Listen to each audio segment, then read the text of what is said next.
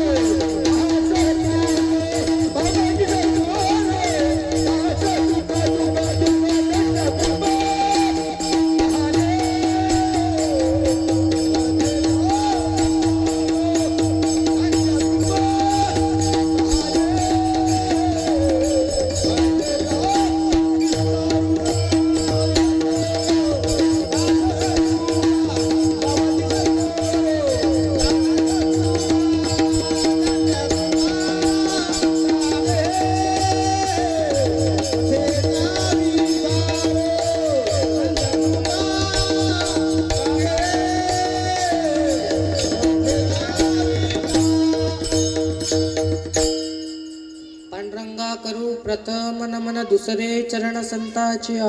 त्यांच्या कृपादाने कथेचा विस्तारू. बाबाजी सद्गुरु दास तुका. ओम नमो ज्ञानेश्वरा करुणाकरा दयाळा. तुमचा अनुग्रह लादलो पावन झारो चराचरी. अलंकापुरी रम्य सुहासनस्थं पदांबुज तेजस प्रदेशम. वेदेंद्रादिदेव सदा स्तूयमानं समाधिस्थ मूर्तिं भजे ज्ञानदेवम्. जयांची केल्या स्मरण होय सकळ विद्यांचे अधिकरण. तेची वंदू श्रीचरण श्री गुरूंचे ते नमस्कारो आता. प्रस्तुत प्राप्त प्रसंगी प्राप्त वेळी चिंतन रूपी सेवेकरता घेतलेला अभंग श्री संत जगद्गुरु तुकाराम महाराजांचा आहे. 4 चरणाचा उत्कृष्ट असा आणि गोड अभंग मागणीपर प्रकरणातला आपल्या सर्वांच्या सेवेकरता घेतलेला आहे. आणि आज आपण ज्या निमित्ताने इथे जमलेलो आहोत, ज्या कारणाने आपण जमलेलो आहोत, हे तुम्हालाही ज्ञात आहे, मलाही ज्ञात आहे.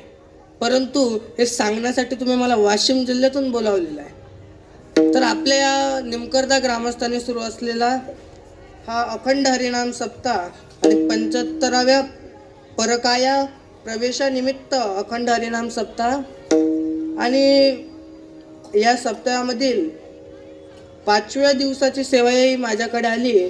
म्हणून ज्यांच्याकडून सेवा मिळाली असे आमचे सुनील काका असतील, तसेच पंजाब बाबा असतील, यांना मी मनापासून यांचा आभार मानतो.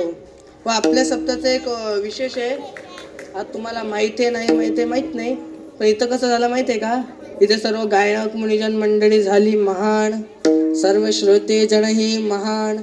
आमचे मृदंगाचार्य वाघ महाराज, उमेश महाराज वाघही झाले महान, आणि विनेकरी बाबा असतील, टाळकरी मंडळी असतील, सर्व झाले महान. पण आजचा कीर्तनकार पडला लहान. विठाला विठाला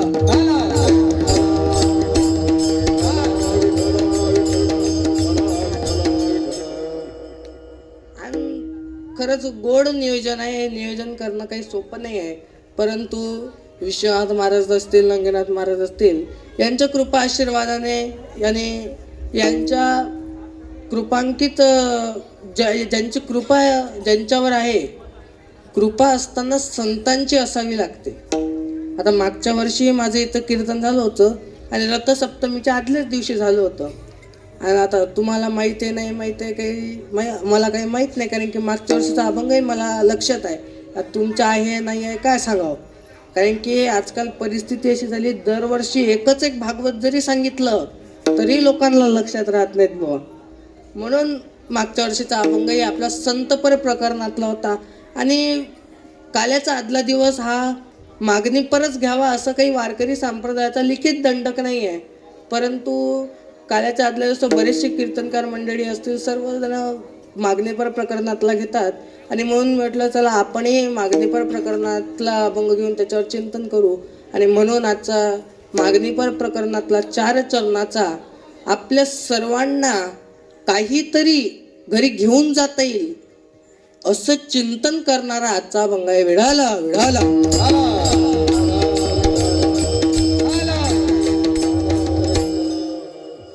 अभंगाकडे जाण्यापूर्वी थोडासा परिहार द्यायचा, तो असा की आपल्या ग्रामस्थांनी गोड असं नियोजन आहे, छान असा सप्ताहसुद्धा रमलेला आहे. आणि या सप्ताहामधली सेवा मला ज्यांच्याकडून मिळाली असे पंजाब बाबा असतील, सुनील काका असतील, यांनाही माझं नमन. तसंच ज्यांच्यामुळे आज मी उभा खऱ्या अर्थानं असे माझे गुरुवर्य श्री सिद्ध सद्गुरू शांतीनाथजी महाराज असतील, तसेच माझे मार्गदर्शक हरिभक्त परायण कैलास महाराज येवले असतील, पंजाब बाबा असतील, आणि सर्व जितके काही संत मंडळी असतील, माऊली ज्ञानोबापासून विश्वनाथ बाबा, या सर्वांच्या चरणी मी माझं विनम्र अभिवादन करतो. व तसंच मला प्रथम या भूतलावरती आल्यापासून ज्यांनी मार्गदर्शन केलं असे माझे आई वडील असतील, तेही इथं उपस्थित आहेत, त्यांनाही नमन करतो. तसेच सर्व आता बघितलं तरी तर सर्व गुरुजन मंडळी उपस्थित आहे. आमचे बोरकर महाराज आहेत, नंतर आमचे वाघ महाराज आहेत, नंतर आमचे उमेश महाराजांना आमच्या गावाला पण आले होते तिकडे तपोवनला, तेव्हाही आमचं कीर्तन त्यांच्यावर झालं होतं. आणि छान असे सर्व मंडळी आहेत. तसेच इथं उपस्थित असणाऱ्या आमच्या वाशिम जिल्ह्यातल्या पंचायत समिती सदस्य असतील सुनीता मावशी, त्यांनाही माझं विनम्र अभिवादन आहे. तसेच आमच्या भागातले एक सामाजिक कार्यकर्ते म्हणून आता शिक्षक पदवीपासून सेवानिवृत्त झाले असे आमचे पांडू काका असतील, सर्व मंडळी इथे सर्व मोठी मंडळी येतात आणि सर्व मोठ्या मंडळींना इथला अनुभव आहे, इथलं काहीतरी वाचासिद्धी आहे हे त्यांना माहीत आहे, इथं काहीतरी आशीर्वाद आहे हे त्यांना माहीत आहे. म्हणून सर्व गुणीजन मंडळी येतात. मग इथे अधिकारी असो पदाधिकारी सर्व जितके काही असतील ते, तर सर्वांना माझं सर्वांना मनापासून विनम्र अभिवादन आणि सेवेला सुरुवात. विठाला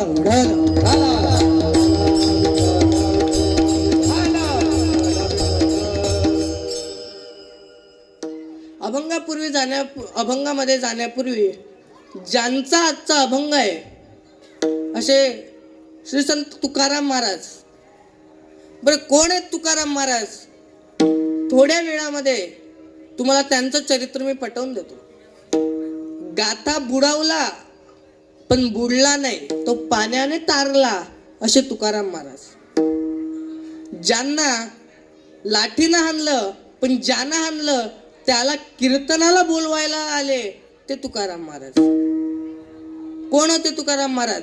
तुकाराम महाराज हे वारकरी संप्रदायाचं वैराग्य आहे. वारकरी संप्रदायाचा पाया ज्ञान आहे, कळस वैराग्य आहे, विस्तार नाम आहे, आणि वारकरी संप्रदायाचा खांब एकनाथ आहे, एकनाथ बाबा आहे. परत जागेवर फिरा.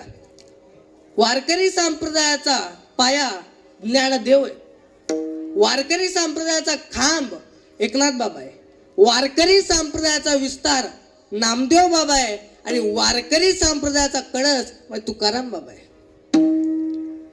आणि बघा, ज्या संप्रदायाचा पाया ज्ञान आहे तोच देव आहे.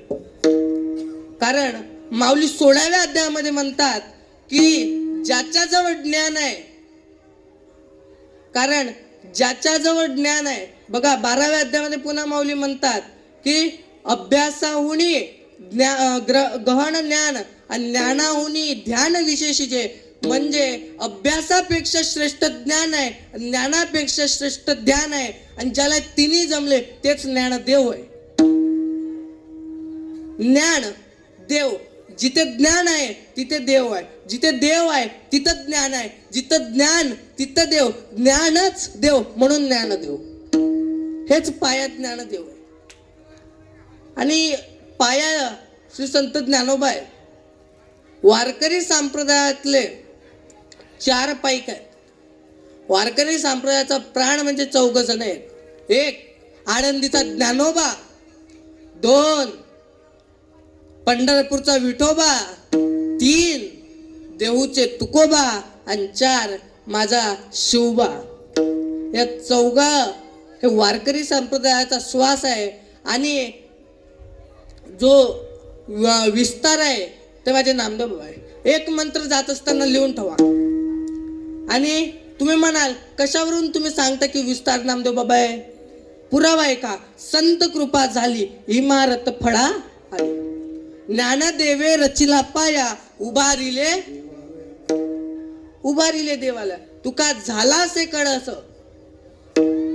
भजन करा सावकाश, बहिणी म्हणे फडकती ध्वजा. अभंग आहे. बहिणा बहिणी इतकं गोड चरित्र सांगितलेलं आहे, गोड अभंग लिहिलाय, आपण वाचत नाही कधी. आणि बघा मग असे ज्ञानेश्वर महाराज आहे. आणि 750 वर्षापूर्वी एका माय माऊलीनं त्या ज्ञानोबाला जन्म दिला. त्या ज्ञानोबाला जन्म दिला ज्यांचं वर्णन करत असताना नामदेव महाराज म्हणतात, ब्रह्ममूर्ती संत जगी अवतरले, उद्धरावया आले 3 जना, ब्रह्मादिक त्यांचे वंदती पायवणी, नाम घेता वदनी तोष जाती. ब्रह्ममूर्तीत महाराज ते ब्रह्माचं स्वरूप असणारे. कारण की समान सत्तेमध्ये देवाला जर यायचं असेल या भूतलावरती तर समान सत्तेमध्ये यावं लागतं. आपण व्यवहारिक सत्तेमध्ये जगतो. 3 सत्ता आहे. 1 पारमार्थिक सत्ता, 2 व्यवहारिक सत्ता आणि 3 प्रातिभासिक सत्ता. देव पारमार्थिक सत्तेमध्ये राहतो, पण त्याला जर आपल्या जवळ यायचं असेल तर संत बनून त्याला व्यवहारिक सत्तेमध्ये यावं लागतं. कारण की ज्याचा त्या सत्तेमध्ये वाटचाल बोलचाल होत असते. प्रातिभासिक सत्ता म्हणजे स्वप्नात आलेली सत्ता. स्वप्नामध्ये आपल्याला तहान लागली आणि तुमच्या उशाला एक गळवा भरून पाणी आहे, काही तर पाण्याचा उपयोग आहे का बाबा? काही उपयोग आहे का? नाही उपयोग. मग तसंच संतांना इथे यावं लागतं. आम्ही वैकुंठवासी आलो,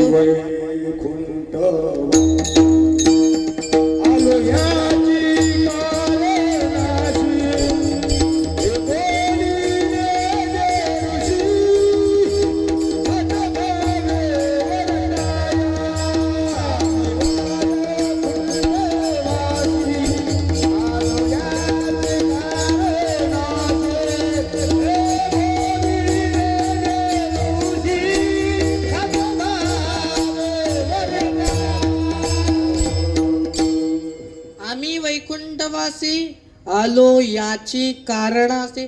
कशासाठी आलो? तुम्हाला उद्धार करण्यासाठी आले. आणि नामदेव महाराज त्या ज्ञानोबाचं वर्णन करतात. त्यांच्या संगतीचं वर्णन करत असताना ज्ञानोबा म्हणतात, तोच अभंग मी मागच्या वर्षी कीर्तनाला घेतला होता. संत संगतीचे काय सांगू सुख, आपणा पारिखे नाही तेथे.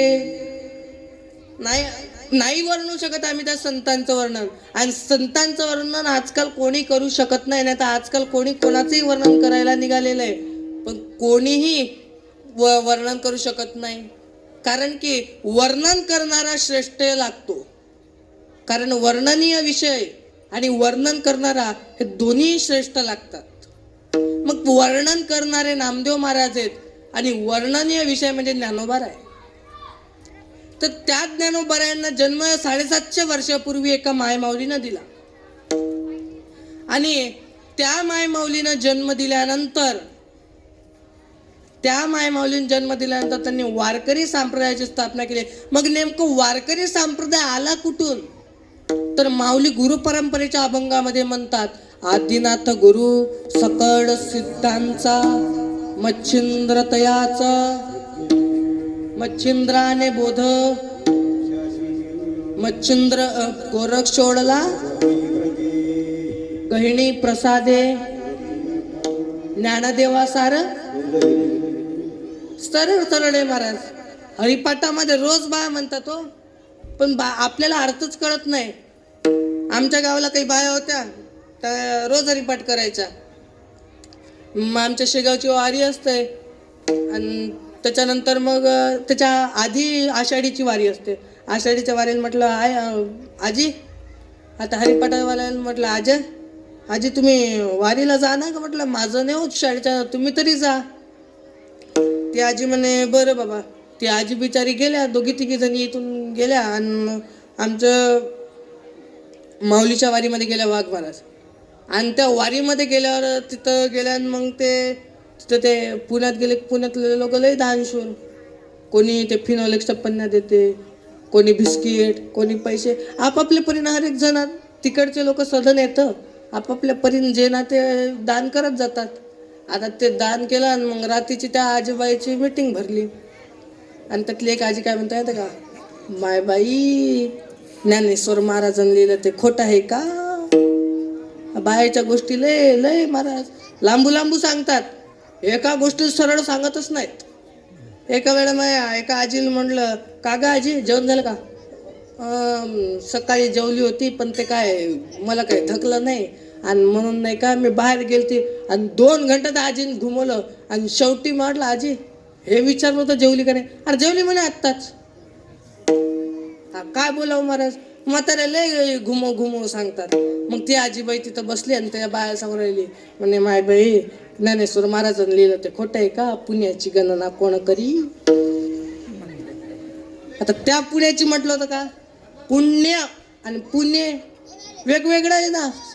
य लागतो कुठं? हे दादा आवाज नको करू. विढाला विढाला विढाला.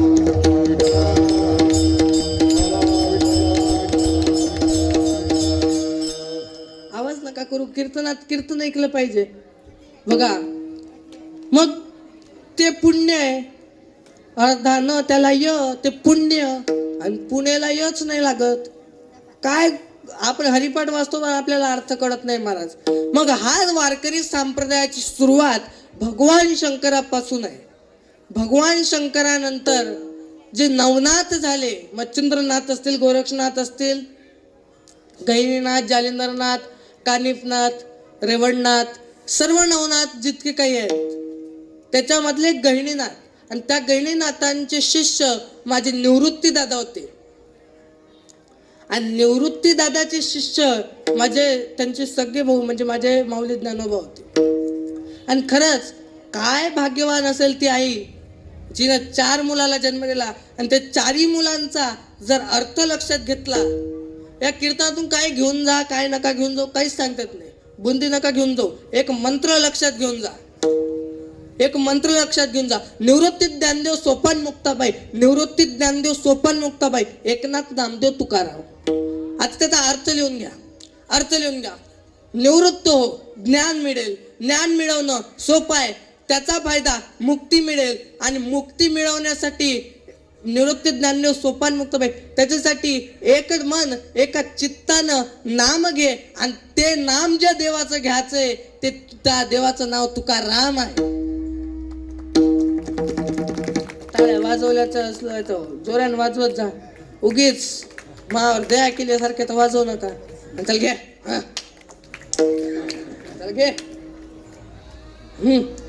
अशा नका वाजवू. टाळ्या इथं वाजवल्या पाहिजे, नाही तर रस्त्यावर वाजून पहा बरं. तुम्हाला करंट जरा कमी लागतं. बघा, हसताना इथं हसलं पाहिजे. माय, तुम्हाला दुसरीकडे हसायला भेटत नाही. एखाद्या जर तुम्ही बाहेर हसल्या तर लोक काय म्हणतात, माय पा ती बाई कशी हसती, शोभतं का बाईच्या जातीला हसाया, म्हणते ना. इथं हसून घ्यायचं, इथं गर्दीत सततून जातं आपलं. इथं कोण काय पाहतं, इथं हसायचं आणि मोकळ्या मनानं हसत जा. कारण जो मोकळ्या मनाचा असतो तो खडखडून असतो आणि जो गालात असतो तो प्युअर आतल्या गाठीचा असतो. कारण जो अंगात असतो तर बुद्धी कमी असते. कारण ज्या बाबूच्या झाडाले पालवा जास्त असते, ज्या झाडाले पालवा जास्त असते ते त्याला शेंगा कमी असते. भुईमुगाचं झाड पाहिलं का, शेतात पेरत असाल ना, तुमच्या भागात आहे की नाही.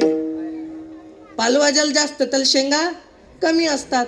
म्हणून महाराज, नाहीतर का, म्हणून इथं हसलं पाहिजे. नाही तिथं हसून काय करता, यांचं काय ठेवता, हे कुठे कुठे हसत बसतं ते. यांना काय चौकात गेले की एका दोघांची उडवत हसायचंच काम आहे.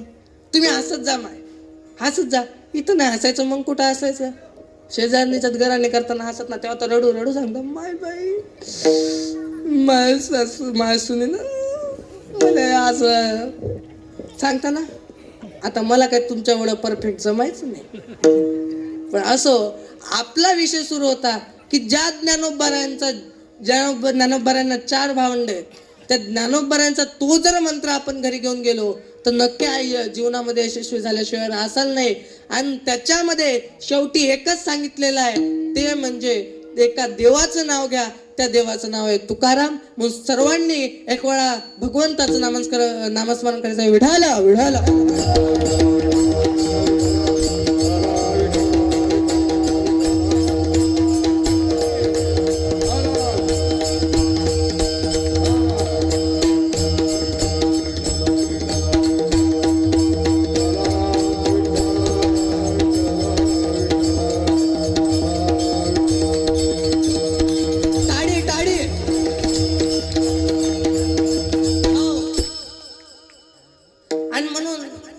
देवाचं भजन केलं पाहिजे. देवाचं भजन लय गोड आहे महाराज, आता आपण करत नाही. आणि कलियुगामध्ये मुख्य साधन कुठलं असेल ते नामसंकीर्तन आहे. नामसंकीर्तन साधन पै सोपे, जडतील पापे. इथं नाम केलं पाहिजे, इथं नाचलं पाहिजे, इथं हसलं पाहिजे. नाही तिथं नाचून काय फायदा. थोडा इको कमी करा. इथं नाचा नाही, इथं पावल्या खेळा नाही. तिथं काय हरिपाठात पावल्या खेळत ना, त्या डीजे पुढे नाचता. आणि ही पोरं तर अशी नाचतात त्या डीजे पुढे, बिचारा डीजे वाल्याला घाम सुटतो. काय महाराज लय वाईट आहे हो. काय नाचणं, काय त्यांची गाणी, आणि ते काय गाणे महाराज. एक गाण्याचा अर्थ अजून नाही समजला. 2 वर्ष झाली ती गाणं निघून, 2-2.5 वर्ष झाली. आणि ते 1-1.5 वर्ष तर सतत कानावर पडायचं. मोबाईल हातात घेतला की कानावर, कॉम्प्युटरवर बसले की कानावर, शाळेत गेलं की कानावर. आणि ते गाणं कसं होतं माहिती आहे का, कच्चा बदाम. मला अजून कळालं नाही ते पकायचा कवा.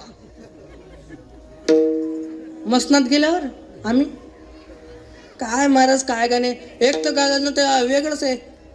लेकरं नाचतात आणि गाण्याचं नाव काय, गुलाबी साडी. आता काय यायनं साड्या नाही सोपताय महाराज. परिस्थिती इतकी खराब आली आजकाल. पोरीनं काय जीन्स पॅन्ट घालणं सुरू केले.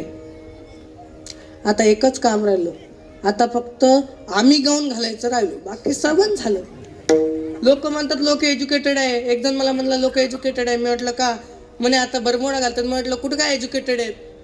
पहिले धोत्र घालत होते, धोत्रावरून म्हटलं पायजामावर आली, पायजामा घालून मग जीन्स पॅन्टीवर आली, मग बरमुड्यावर आली, आणि आता म्हटलं ते शॉर्ट्स बरमुडे त्यावर आली.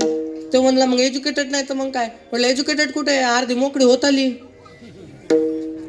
नाही तर काय महाराज, ते एवढेला शॉर्ट्स घालून गाववर हिंडते आणि त्याच्यावर फोटो टाकते, मग त्याच्यावर गाणं टाकतात. काय ती झुमक्यावाली पोर, काय गाणे लय धड महाराज यांचे. एक तर गाणं ते असं होतं, कचकच कांदा कापताना सुरीतनं बोट वाचवली. मी म्हणतो काला वाचवली ते बोट, जाऊ द्या लागत होती. काला वाचवली, उगत दुसऱ्याच्या डोक्याला ताण, उगीच वाचवली. काही गाणे महाराज, काही अर्थ गिर्थ. एक तर गाणं काय गाणी आहेत ती. आणि तेच आमच्या ज्ञानोबांचे अभंग कशाला म्हटलेलं आहे.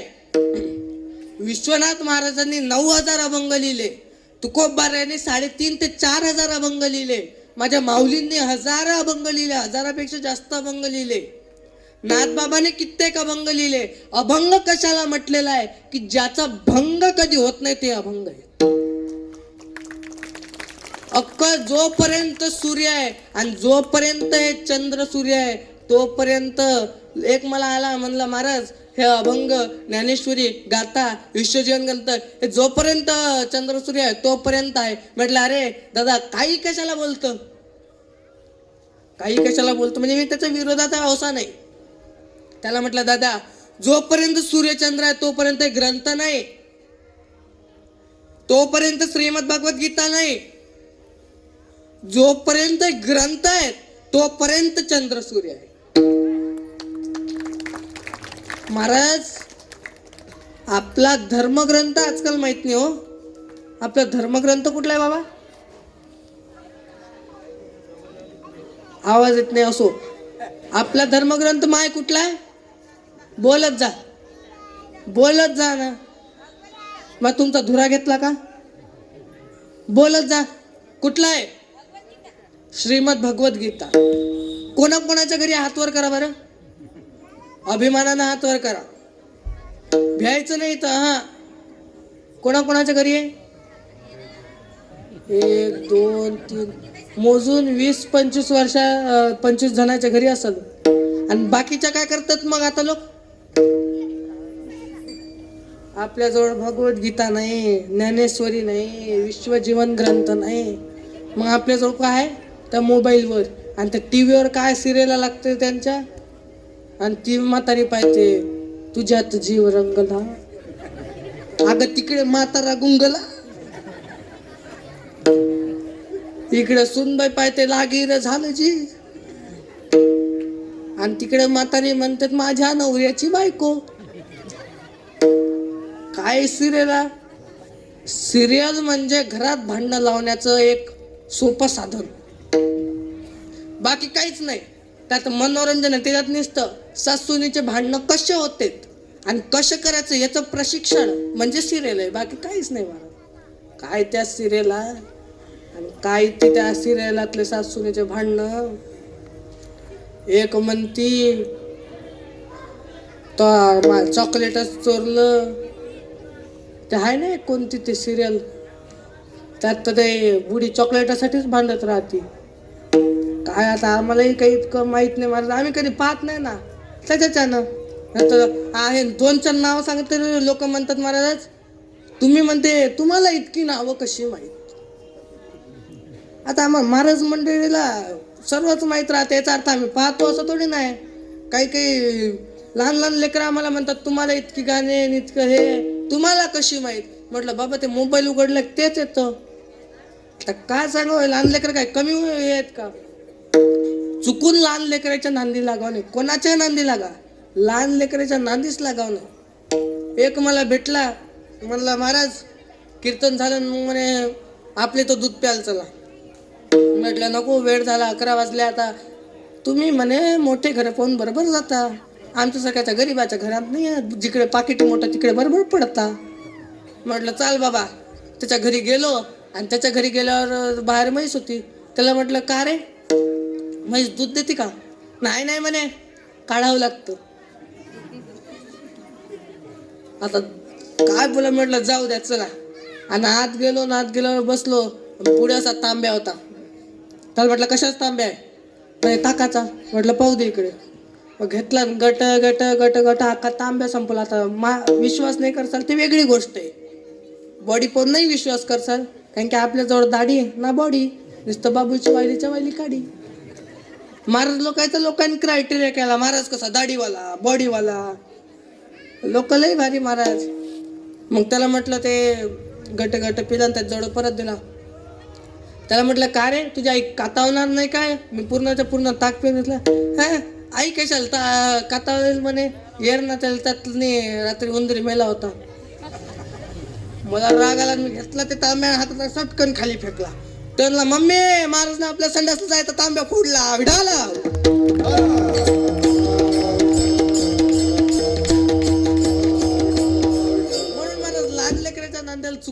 लागायचं लय भारी. एक भेटलं नाही का जणांच्या घरी गेलो